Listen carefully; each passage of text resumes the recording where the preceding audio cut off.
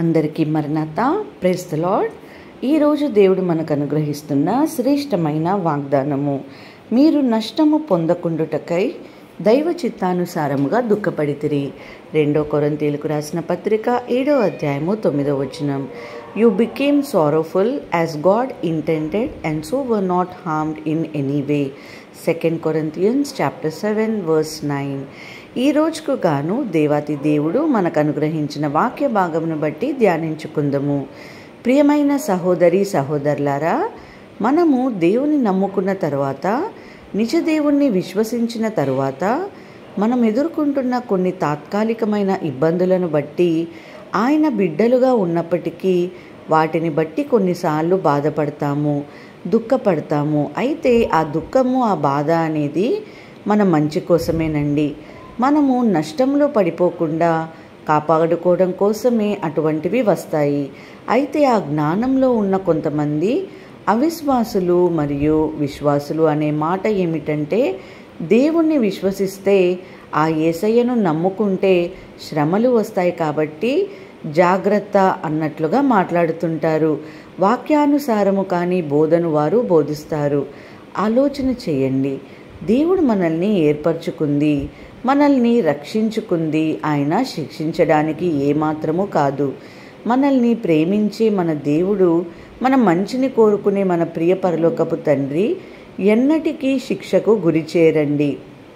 కానీ క్రమశిక్షణలోనికి మనల్ని నడిపిస్తారు.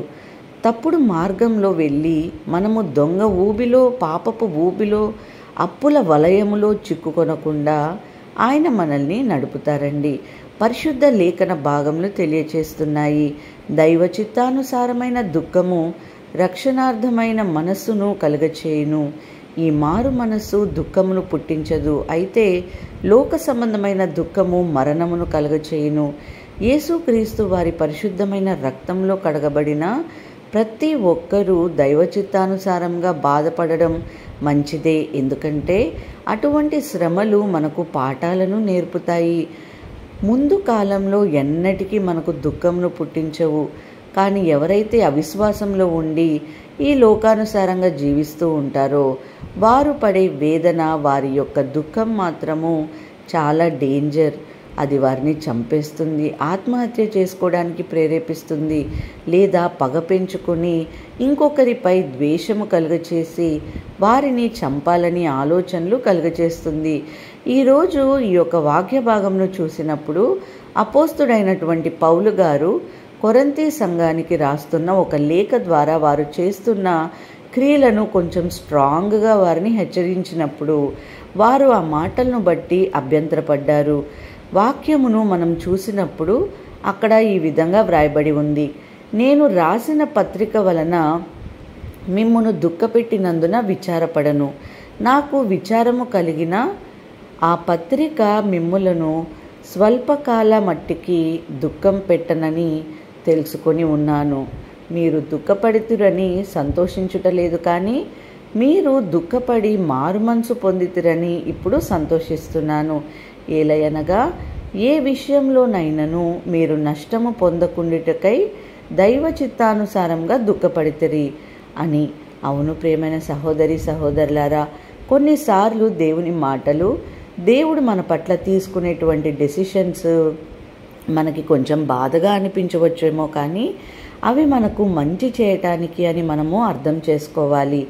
దేవుడు మనకు మంచి చేయడానికి కొన్ని కఠినమైనటువంటి నిర్ణయాలు మన కొరకు తీసుకుంటారు. ఉదాహరణకు, ఏదైనా పాపం చేయాలి అనుకునే వ్యక్తి లేదా దొంగతనం చేసి చెడ్డ మార్గంలో వేరే వారిని మోసం చేసి ధనము సమకూర్చుకోవాలని ఆలోచన చేసే వ్యక్తి మిమ్మల్ని కూడా పాపం చేయడానికి ప్రేరేపించినప్పుడు మీకు దేవుని వాక్యము గుర్తుకు వచ్చి పాపం చేయడానికి ఒప్పుకోరు.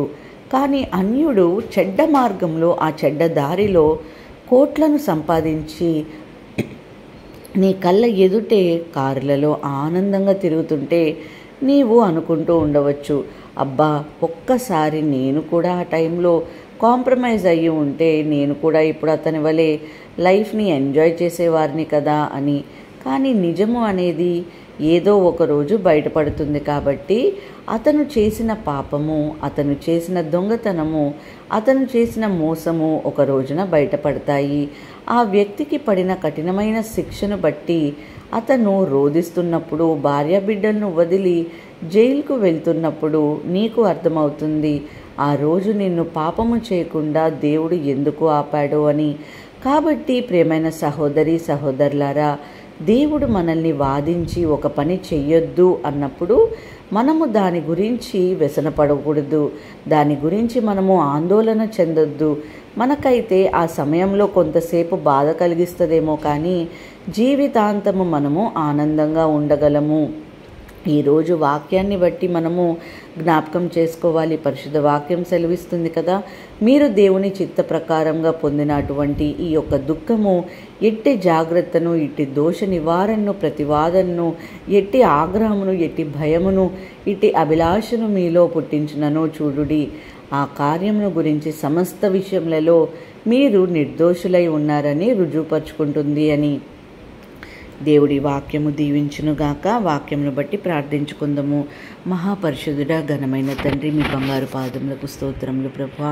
నజరేయుడైన యేసు, ఈ విధంగా ప్రభువా మేమందరము కూడా రోజు తండ్రి ప్రభువా ఈ యొక్క తండ్రి యూట్యూబ్ ద్వారా తండ్రి మేము ప్రార్థిస్తున్నాం ప్రభువా. మా ప్రార్థనను ఆలకించండి ప్రభువా, ఆశీర్వదించండి ప్రభువా. తండ్రి, ఈ ప్రార్థనలో ఏకీభవిస్తున్న ప్రతి ఒక్కరి కుటుంబంను దీవించండి. యేసయ్య, దుఃఖపడివారు ధన్యులు అని సెలవిచ్చారు. అవును ప్రభువా, ఈ ప్రార్థనలో ఏకీభవిస్తున్న వారు ఏ విధమైన దుఃఖంలో ఉన్నారో ప్రభువా, రాబోయే గొప్ప ఆశీర్వాదం కొరకు వారు ఎదురు చూచుటకు సహాయం చేయమని యేసు నామములో అడిగి వేడుకొంచున్నాం తండ్రి. ఆమేన్.